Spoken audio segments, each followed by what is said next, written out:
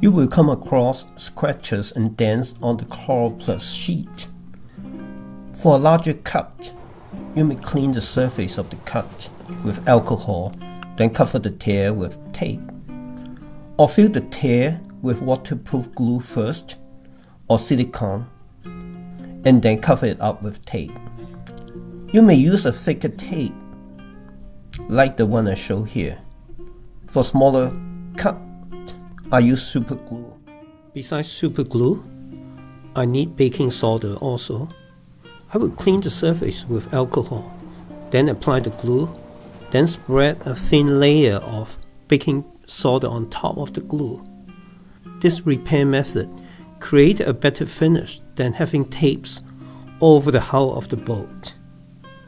You should wear gloves when handling super glue.